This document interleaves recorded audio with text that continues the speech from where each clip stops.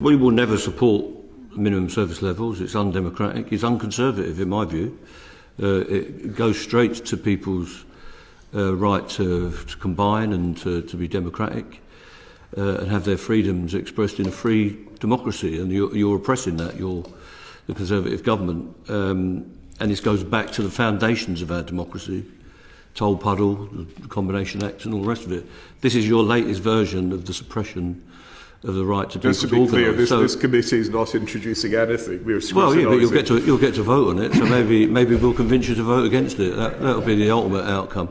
So we'll never support it. It won't work. It's going to make things worse. And they were being very careful earlier about what they do. But you've got to remember these people are under a direct instruction from the DfT, from the Transport Secretary. They have to comply with what he says. They've got no right to diverge in any way from the thinking that's coming from the DfT and from BIS at the minute, because they're under state control, which is a strange irony at the minute.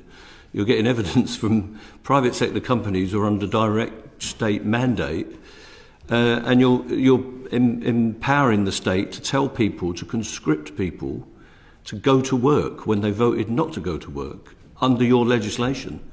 So it will never work, and it will create more problems. It will be unsafe. Conscripting people to go past their own union's picket lines and operate complex signalling systems or drive trains is a recipe for disaster, in my opinion. I don't know why you're doing it. Nobody else does it. All this stuff about France and Europe. If you've seen the industrial action in France in the last few months, under alleged minimum service levels, they have completely novel ways of taking industrial action, including occupations and blocking tracks and all the rest of it. What you will do through this process is create novel industrial action.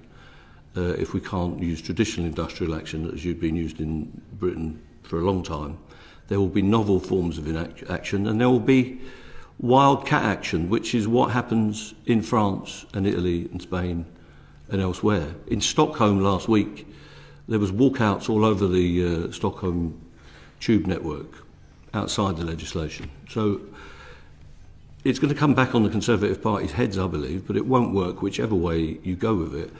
And of course, we haven't got legislation. We've got the slimmest piece of legislation that many people remember. We're waiting for regulation to come out of the minds of somebody in the Department of Transport or the BIS department. And we don't know what we're dealing with anyway. Well, and that is the purpose of this inquiry. Excuse me, is to explore what that regulation might look like. We're not debating the principles of the... Shouldn't they be telling us rather than us telling you? Well, we are questioning a wide range of witnesses and looking for their input. So in terms of shaping what those regulations might look like, are you engaging with the consultation process? Do you have a role in that? Well, we've responded to the consultation, but we still don't know what's going to happen. So you could have a completely novel situation where we give 14 days notice of strike action, and then, as we understand it at this time, the government or the companies give us 4 days notice inside that 14 days of who's got to work.